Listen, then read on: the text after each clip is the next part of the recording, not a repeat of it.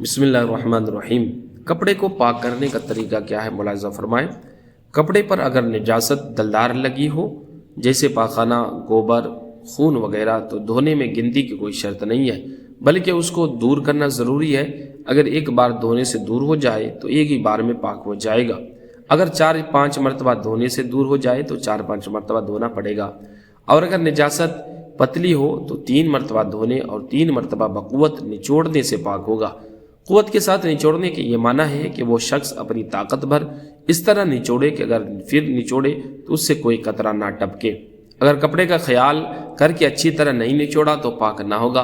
पहली दूसरी मरतबा निचोड़ने के बाद हाथ पाक कर लेना बेहतर है, और तीसरी मरतबा निचोड़ने से कपड़ा भी पाक और हाथ भी पाक। और अगर पहली और दूसरी मरतबा निचोड़ने के बाद हाथ पाक नहीं किया और उसकी तरी से कपड़े का पाक हिस्सा लग गया, भीग गया, तो ये भी नापाक हो गया। दूसरा जो तरीका, आसान तरीका है कपड़े को पाक करने का, वो भी मुलाज़ा फरमाएं। दूसरा तरीका यह कि कपड़े को बहते हुए पानी में रहने दें। इस तरह के पानी कपड़े के ऊपर से बहे, कपड़ा पानी के ऊपर ना आने पाए। यानी अगर आप किसी बड़े टब में कपड़ा डालते हैं तो पानी नल खोलने के बाद कपड़ा ऊपर आ जाता है, तो आप उसको हाथ से दबा दें, और हाथ से ऐसा दबाएं कि आपके हाथ के ऊपर से पानी बहे। तो जब इस तरह बहेगा तो जितनी देर में जितनी गुमान हो जाए कि पानी जो है निजासत को बहा ले गया तो पाक हो गया। और बहते हुए पानी से पाक करने में निचोड़ना शर्त नहीं, इसमें इसका ख्याल रखना चाहिए। ये बड़ा आसान तरीका है। और आज बहुत सारी हमारी माँ बहनें जो घर में धोती है बच्चे का, वो जो बच्चे छोटे जो तहारत का उसको उतना ख्याल नहीं रहता, वो उसका पेशाब वगैरह कपड़े में लगा रहता है, और अपने शोवर के, अपने बड़े बच्चों के भी उसी में सबको मशीन में एक ही तरह डाल देते हैं, पाक कपड़ा भी नापाक हो जाता है।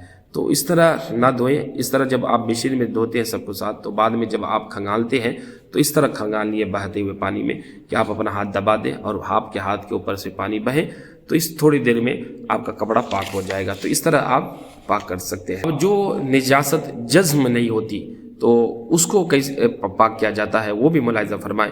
यानी जिस चीज़ में निजासत नाजज़ हुई, जैसे चीनी के बर्तन या मिट्टी का पुराना इस्तेमाल, चिकना बर्तन या लोहे, तांबे, पीतल वगैरह धातों की चीज़ें, तो इसे फ़कत 3 मरतबा धो लेना ही काफ़ी है। एक और भी मुलाहिज़ा फरमाएं, जो चीज़ निचोड़ने के काबिल नहीं उसको पाक करने का क्या तरीका है। तो जो चीज़ निचोड़ने के काबिल नहीं, जैसे चटाई, बर्तन, जूता वगैरह, तो उसको धोकर छोड़ दे कि पानी टपकना मौकूफ़ हो जाए। यूँ ही 2 मरतबा धोए, और तीसरी मरतबा जब पानी टपकना बंद हो गया तो वो चीज़ पाक हो गई। उसे हर मरतबा के बाद सुखाना ज़रूरी नहीं है। यूँ ही जो कपड़ा अपने नाजुकी, यानी जो कपड़ा इतना बारीक है कि निचोड़ने के काबिल नहीं है, तो उसे भी यूँ ही पाक किया जाएगा।